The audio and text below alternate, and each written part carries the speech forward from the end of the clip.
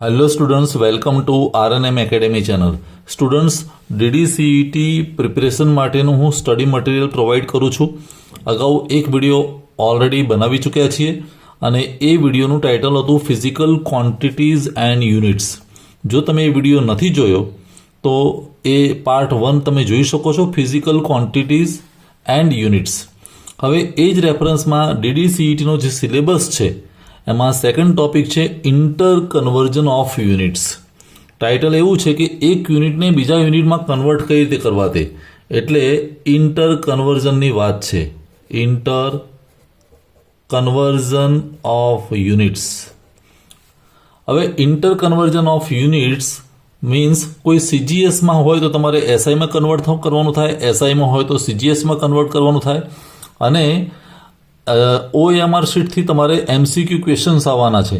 એટલે MCQ questions માટે તમારે અમુક બેઝિક યુનિટ્સ તમારે યાદ રાખવા પડશે કે સીજીએસમાં એ યુનિટ શામાં છે અને એસઆઈમાં એ યુનિટ શું થાય છે. તો હું આજે ઇમ્પોર્ટન્ટ યુનિટ્સની વાત કરવાનો છું. ચલો શરૂઆત કરીએ. તો સૌથી પહેલાં ઇમ્પોર્ટન્ટ જે યુનિટ્સ છે કે જે પરીક્ષામાં પૂછાઈ શકે એવા યુનિટ્સ હું અહીંયા લખું છું સીજીએસમાં, અને આ બાજુ લખીશ હું એસઆઈ સિસ્ટમમાં. અને વચ્ચે એનું કન્વર્ઝન ફેક્ટર પણ તમે જો યાદ રાખી શકો તો રાખવાની જરૂર છે. નહીં રહે તો વાંધો નહીં, પણ હું અહીંયા તમને વચ્ચે કન્વર્ઝન ફેક્ટર પણ બતાવીશ કે સીજીએસમાંથી એસઆઈમાં કન્વર્ટ કરવું હોય તો કયું કન્વર્ઝન ફેક્ટર વાપરવું, અને એસઆઈનું સીજીએસમાં કરવું હોય તો શું થાય તે. હવે પહેલી પ્રોપર્ટી લઈએ, અથવા પહેલી જે ક્વોન્ટિટી છે, સમજો કે ડિસ્ટન્સ. પહેલી ક્વોન્ટિટી, ફિઝિકલ ક્વોન્ટિટી છે ડિસ્ટન્સ. તો ડિસ્ટન્સ સીજીએસમાં શું મપાય છે એનો યુનિટ છે સેન્ટીમીટર, સીએમ, અને એસઆઈમાં તમે રિકોલ કરો તો એ છે મીટરમાં. તો આ પહેલું કન્વર્ઝન, પહેલું યુનિટની વાત થઈ, પહેલી ક્વોન્ટિટીની. અને બંને વચ્ચેનું કન્વર્ઝન જો કહેવું હોય તો સીએમ ઇઝ ઇક્વલ ટુ શું કહી શકીએ, 10⁻² મીટર. મીન્સ મારે સેન્ટીમીટરને મીટરમાં કન્વર્ટ કરવા હોય તો આપણે એને 10⁻² થી મલ્ટીપ્લાય કરવા પડે. આ પહેલી ક્વોન્ટિટીની વાત થઈ. હવે એવી રીતે બીજી ક્વોન્ટિટી લઈએ, બેઝિક છે તે માસ. અને માસને સીજીએસમાં બતાવીએ છીએ આપણે ગ્રામથી, જીએમ, જ્યારે અહીંયા બતાવીએ છીએ કિલોગ્રામથી. હવે ગ્રામ અને કિલોગ્રામ વચ્ચેનું રિલેશન શું, તો ઇઝ ઇક્વલ ટુ 10⁻³ કારણ કે 1 kg એટલે 1000 ગ્રામ્સ, 1000 ગ્રામ એટલે 10⁻³ થી મલ્ટીપ્લાય કરીએ તો મોટો યુનિટ આપણને મળે, કેજી. એવી રીતે ત્રીજો યુનિટ જે ક્વોન્ટિટી છે ટાઈમ, ઇમ્પોર્ટન્ટ. હવે એનો અહીંયા યુનિટ તો સેકન્ડ છે, અહીંયા પણ સેકન્ડ છે, તો કન્વર્ઝન ફેક્ટર રહેશે નહીં, ત્યાં નીલ આવશે. બંનેનો યુનિટ સેમ જ છે, સેકન્ડ છે. ચોથી પ્રોપર્ટી જે ઇમ્પોર્ટન્ટ કહી શકાય તે ફોર્સ, બળ.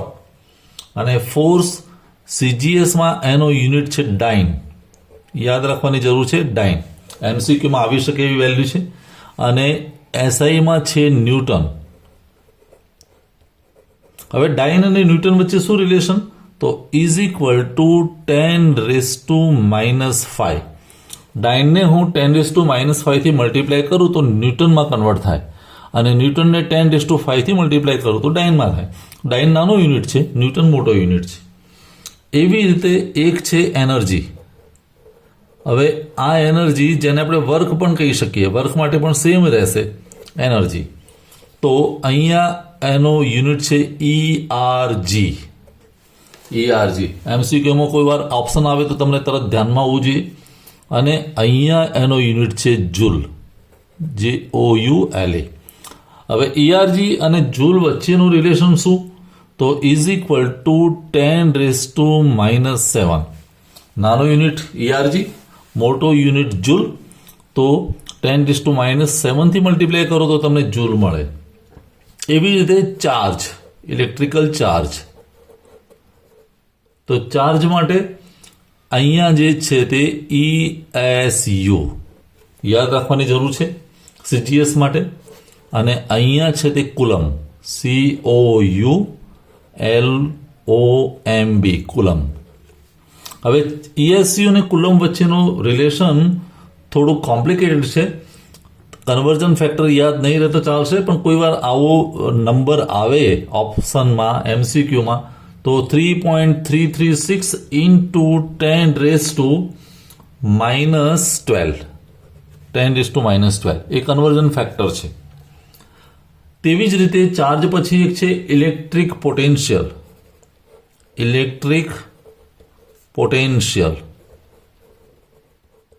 અને ઇલેક્ટ્રિક પોટેન્શિયલ અહીંયા આપણા માટે યુનિટ છે સ્ટેટવોલ્ટ, STATVOLT, અને અહીંયા તમારા માટે યુનિટ છે વોલ્ટ SIમાં. અને બંને વચ્ચેનું કન્વર્ઝન ફેક્ટર તો સ્ટેટવોલ્ટ ઇઝ ઇક્વલ ટુ 299.8 વોલ્ટ. આવો આપણને કન્વર્ઝન ફેક્ટર મળશે. અને એક ઇમ્પોર્ટન્ટ યાદ રાખવાની જરૂર છે, મેગ્નેટિક ફિલ્ડ.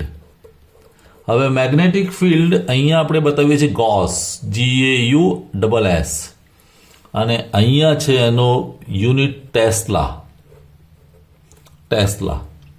અને કન્વર્ઝન ફેક્ટરની વાત કરીએ તો ઇઝ ઇક્વલ ટુ 10⁻⁻4. સ્ટુડન્ટ્સ, મારો કહેવાનો મતલબ છે કન્વર્ઝન ફેક્ટર એકવાર યાદ નહીં રાખો તો ચાલશે, પણ આ પરિચિત વર્ડ જે છે CGS અને SIના એ તમને યાદ હોવા જોઈએ કે ભાઈ SIમાં ટેસ્લા છે તો CGSમાં મેગ્નેટિક ફિલ્ડ માટે કયો વર્ડ વપરાય? ગોસ. તો આ એક વાત થઈ આજના વિડીયોની. હવે બીજા પાર્ટમાં, આ વિડીયોનો જે બીજો પાર્ટ છે, મારે એક સેમ્પલ ઇન્ટર કન્વર્ઝન તમને બતાવવું છે. માનો કે હું વર્ક લઉં છું, this is the part sample તરીકે. તો એનર્જી અથવા વર્ક, તો અહીંયા ERG અને અહીંયા જૂલ, તો વચ્ચે 10⁻⁷ ફેક્ટર કઈ રીતે આવ્યું એની વાત કરવાની છે. તો ચાલો હું એક સેમ્પલ કન્વર્ઝન પણ તમને કરીને બતાવું અને કઈ રીતે થઈ શકે એની વાત કરીએ. તો સ્ટુડન્ટ્સ, સેમ્પલ કન્વર્ઝન માટે હું એક ક્વોન્ટિટી લઉં છું વર્ક, કારણ કે વેરી વેલ નોન ક્વોન્ટિટી છે વર્ક. અને વર્કની ડેફિનેશન શું છે? વર્ક એટલે ફોર્સ મલ્ટીપ્લાઇડ બાય ડિસ્ટન્સ. તમે જે પણ બળ આપો છો અને ચોક્કસ દિશામાં એનું ગતિ થાય તો એને આપણે વર્ક થયું કહેવાય, કાર્ય થયું કહેવાય. Work is equal to force into distance. એટલે ઇક્વેશન કેવું બનશે? F multiplied by D, F into D. હવે તમારે અહીંયા વર્ક, ફોર્સ એને MLT ફોર્મમાં લખવું પડે. MLT ફોર્મ તમને ખબર હશે જ, મેઇન જે 3 પરિમાણ છે તે. M એટલે માસ, લેન્થ અને ટાઈમ, MLT ફોર્મમાં. તો ફોર્સ માટે MLT નો યુનિટ શું છે? MLT⁻². જો આ તમે જાણતા જશો, નહીં જાણતા હોય તો એક વિડીયો અવેલેબલ છે, અથવા હું ફરી આની ચર્ચા કરીશ. તમે કોમેન્ટ સેક્શનમાં મને કહેશો કે ભાઈ MLT ફોર્મ કઈ રીતે કન્વર્ટ કરવા, તો MLT ફોર્મને લગતો એક હું વિડીયો બનાવીશ. પણ આના સ્ટાન્ડર્ડ એના યુનિટ આપણને ધ્યાનમાં હોવો જોઈએ. ફોર્સ માટે MLT⁻² છે, અને ડી એટલે ડિસ્ટન્સ છે, તો ડિસ્ટન્સ એટલે લેન્થ, તો L લખાય. હવે આ બેનો ગુણાકાર જ્યારે કરીએ ત્યારે કેવું ફોર્મ મળે? એમનો તો કોઈ પાવર નથી, એટલે M, પણ Lનો અહીંયા 1 પાવર અને અહીંયા 1 પાવર, એટલે શું થઈ જશે? L⁻², અને અહીંયા થશે T⁻². તો ML⁻²T⁻² એ નવી ફોર્મ્યુલા બની વર્ક માટે. હવે વર્કનું MLT ફોર્મ આવું થયું. હવે વાત કરવી છે મારે CGS અને SIની, તો પહેલાં હું એક જૂલ એટલે કેટલું એ સમજી લઈએ. 1 જૂલ જે આપણો SIનો યુનિટ છે. 1 જૂલ એટલે 1 kg.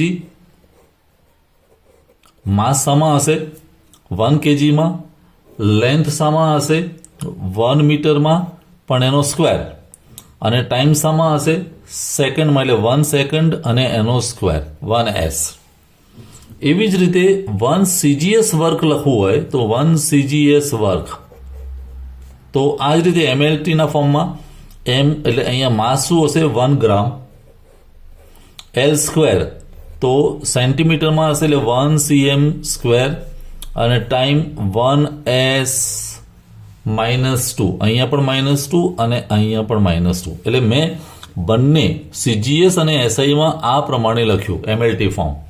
હવે હું જ્યારે ડિવિઝન કરું છું, 1 જૂલ એ મોટો યુનિટ છે SIનો, અને 1 CGS વર્ક એસઆઈ વર્ક એટલે જૂલ અને સીજીએસ વર્ક એટલે નીચે લખ્યું, તો મોટો યુનિટ ઉપર અને નીચે નાનો યુનિટ છે, તો એનું કન્વર્ઝન કઈ રીતે થશે? તો અહીંયા ઉપર તો 1 kg ડિવાઇડેડ બાય 1 ગ્રામ, આ પહેલો પાર્ટ.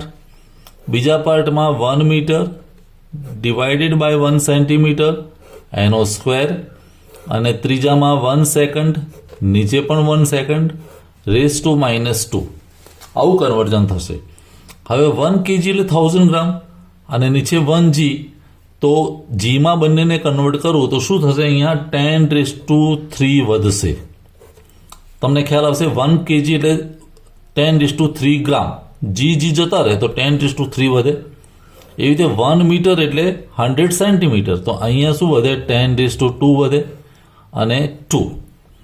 અને 1 સેકન્ડ અપોન 1 સેકન્ડ એટલે 1 થઈ જાય, રેઝ ટુ -2.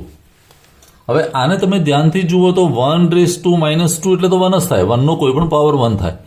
અહીંયા 10 આધાર થઈ જાય તો એના પાવરનો સરવાળો થશે. અહીંયા 10⁻³ અને અહીંયા 10⁻4, અને 10⁻³ અને 10⁻4નો ગુણાકાર મીન્સ 10⁻³ + 4 = 10⁻7. 10⁻7. તો આ રીતે મને કન્વર્ઝન ફેક્ટર મળ્યું. કહેવાનો મતલબ 1 જૂલ એટલે 1 SI work = 10⁻7 CGS work. 1 SI work જેને જૂલ કહીએ = 10⁻7 CGS વર્ક. અને એ જ બાબત આપણે અગાઉના ટેબલમાં બતાવેલી છે. જો તમે એનર્જીનો યુનિટ જોશો ને, આપણે લખેલું છે ટેબલમાં કે એનર્જી જેને વર્ક કહીએ પાર્ટ 1માં, એનર્જી = 10⁻7 જૂલ. આવો યુનિટ છે. Energy means ERG = 10⁻7 joule. તો આ કન્વર્ઝન ફેક્ટર કઈ રીતે આવ્યું એ ફાઇન્ડ કરવા માટે આપણે MLT ફોર્મની જરૂર પડે. તો આઈ હોપ મારા બંને પાઠ અને બંને ડિસ્કશન તમને સમજમાં આવ્યા હશે. કોઈ ડાઉટ હોય, ક્વેરી હોય તો કોમેન્ટ સેક્શનમાં જરૂર લખજો. બીજું કંઈ શીખવા જેવું હોય DDCETના રેફરન્સમાં તો એની પણ વાત કોમેન્ટ સેક્શનમાં જરૂર કરજો. ફરી મળીશું नवा वीडियो में. Thank you for watching. Thank you very much. अगर आपको ये वीडियो पसंद आया है और आप मेरी चैनल पर नए हैं तो प्लीज मेरे चैनल को लाइक कीजिए, शेयर कीजिए और सब्सक्राइब जरूर कीजिए. Thank you very much.